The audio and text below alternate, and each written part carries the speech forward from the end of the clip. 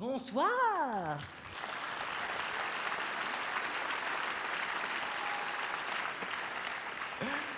Bonsoir Montreux, je suis des vôtres. Bonsoir.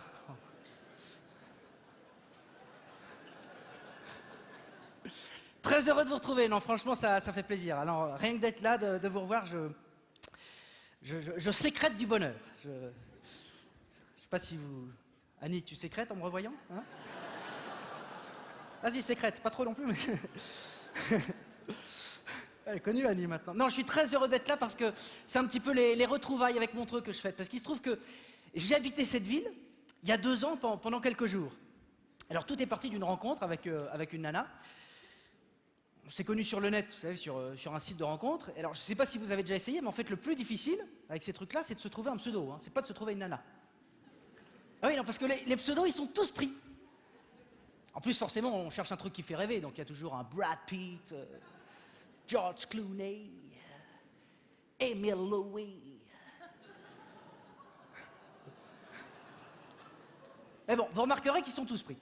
Alors sur le site, il vous conseille de composer votre pseudo en prenant le nom de votre ville pour vous localiser, puis ensuite la première syllabe de votre nom de famille, puis de votre prénom, ensuite de votre signe astrologique, et pour finir de votre passion, votre hobby. Alors pour moi, ça donnait Paris, puisque j'habite Paris, Lan de Lambert, Jo de Jonathan, G parce que je suis Gémeaux, et Man de manga, parce que j'adore les mangas. Voilà. Donc Paris, Lan, Jo, Gé, Man. Paris, Lan, Jo, Gé, Man. Paris, Lan, Jo, Gé, Man. Et alors, pur fruit du hasard, ça signifie déjection de cormoran en sri-lankais.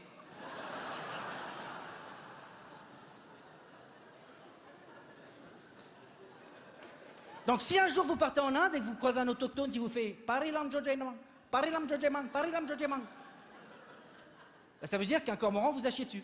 Voilà. Ça peut servir. Donc je suis devant mon ordinateur, et là j'ai sympathisé avec une certaine montre-moi tes poils. Alors j'ai appris par la suite qu'elle habitait donc Montreux, Moi parce que son nom de famille c'était Moissan, T parce qu'elle s'appelait Thérèse, Pois parce qu'elle était poisson, et Al parce qu'elle était, elle était fan d'alpinisme, ce qui est assez fréquent chez vous j'imagine, avec les jolies montagnes. Voilà. Donc montre-moi tes poils. Donc on dialogue ensemble, puis on finit par se donner rendez-vous dans sa ville, à Montreux. Je prends le train, j'arrive dans le café où on avait rendez-vous, et là je regarde. Il n'y avait qu'une seule nana, une seule, assise, la soixantaine grisonnante, en train de finir un rochti. Ça existe aussi chez nous, mais on appelle ça rochtissem.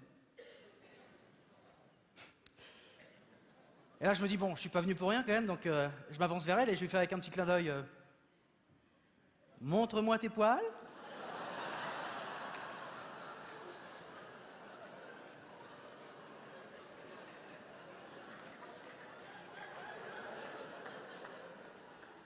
Elle m'a enfoncé sa fourchette dans l'artère fémorale.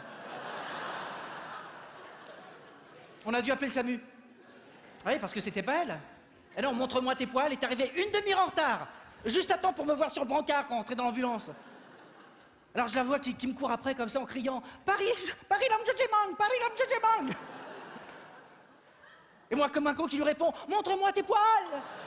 Montre-moi tes poils !» Évidemment l'infirmier qui le prend pour lui « Bah oui, attendez monsieur, attendez qu'on soit dans l'ambulance. » Le lendemain, je sors de la clinique, claudiquant, qu'une envie de quitter la ville, rentrer à Paris, et puis là... Je change d'avis parce que c'était le festival de Montreux. Donc, je déambule un peu dans les rues, très sympa. D'ailleurs, c'est là que j'ai appris qu'il y avait toutes sortes de jazz, hein, parce que moi, je connaissais simplement le jazz classique, quoi. Mais il y a plein d'autres trucs. Il y a le jazz manouche, le jazz fusion, le jazz gothique. Vous connaissez pas ça? Donc, je suis rentré dans un club de jazz qui programmait ce genre de concert. Je suis rentré, j'ai écouté la musique.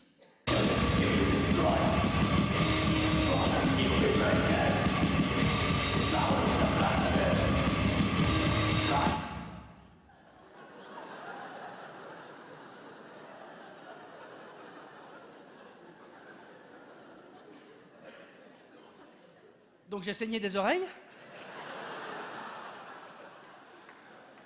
Je suis allé aux toilettes pour taxer un Vania Pocket ou un OB, enfin n'importe quoi, pourvu que ce soit sans applicateur.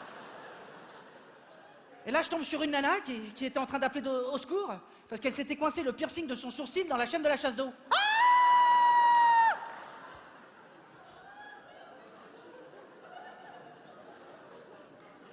Alors je l'ai libérée pour me remercier, elle m'a proposé d'aller boire un verre chez elle. Oh, c'est spécial un intérieur de gothique, hein. Elle m'a offert un verre de sang de pigeon. Des pigeons qu'elle récupérait sur son balcon et qu'elle pressait comme des oranges.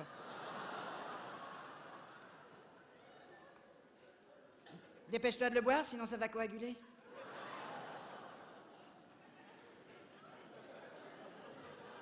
Non, c'est bon, ma folle là, il n'y a pas de risque, regarde.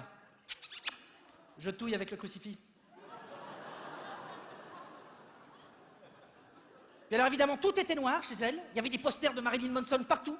Son lit, c'était un cercueil. Sa table basse, c'était une stèle posée sur des fémurs. Des fémurs de brebis qu'elle avait gagnés à une tombola gothique. C'est-à-dire que nous, on gagne des jambons, eux, ils se contentent de l'os.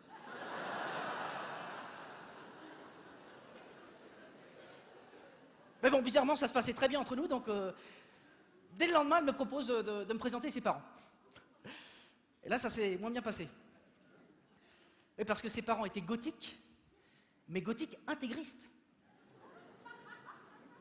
Et j'ai dû y aller habillé en chauve-souris. Bonjour madame, bonjour monsieur, enchanté. Et alors le dîner a été très pénible. Ah, merci beaucoup. C'est bon les grosses olives noires comme ça. C'est des olives grecques ça, non? Comment? Des yeux de corbeau? Ah ouais, c'est pour ça que je me disais, il n'y a pas de noyau. Et surtout, c'est vrai que d'habitude, sur les olives, il n'y a pas de conjonctivite comme ça autour. Hein. Ah oui, dites donc, votre déco d'Halloween, là, est vraiment très réussie. Hein. Oh, cette espèce de monstre dans une chaise roulante sur le balcon, brrr, ça fait peur. C'est votre grand-mère.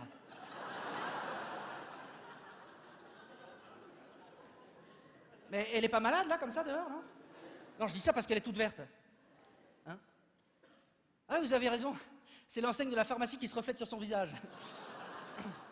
Merci beaucoup. Oh, bah, je tiens à vous dire que votre vin blanc est délicieux. Hein. Un petit peu chaud à mon goût, mais délicieux.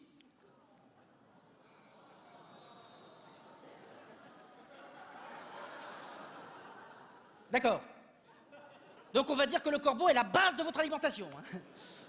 Oh, bah attendez, belle maman, laissez-moi porter ça, c'est à moi de le faire. Merci beaucoup. Waouh, des pâtes, j'adore ça. La pasta, c'est la fête. Ok, ouais, merci beaucoup. Encore parce que j'ai très faim. Merci, merci. Voilà. Bon, bah, je sais pas, on fait peut-être une petite prière à Sainte Mylène Farmer. Ok. Hein? Non, excusez-moi, je regarde parce que... Je sais pas si c'est l'urine de corbeau qui m'a rendu un peu pompette. Mais j'ai l'impression que tous les spaghettis bougent. Des lombrics, tout s'explique. Eh bien, bon appétit. Le lombric se nourrit d'éléments en décomposition tels que cadavres ou excréments. Sa bouche, qui lui sert également de rectum, lui permet de vomir un gel nauséabond qui éloigne ses prédateurs. Il n'est pas rare, en période de reproduction, qu'il dévore l'anus de sa partenaire. On peut alors entendre, dès le mois de septembre, les femelles lombriques crier « Bouffe-moi le cul !» C'était comme ça pendant tout le dîner. En dessert, il y avait un sorbet au foie. Et pour digérer, ils ont fait une infusion au pansement. Alors là, c'était trop. J'ai dit à ma femme, écoute, je suis désolé, je peux pas rester, mais tes parents sont des sales cons. Parce que je voulais pas lui faire de peine. Et j'ai ouvert ma cape. Et je suis parti en courant pour voir le sketch qui va suivre. Merci.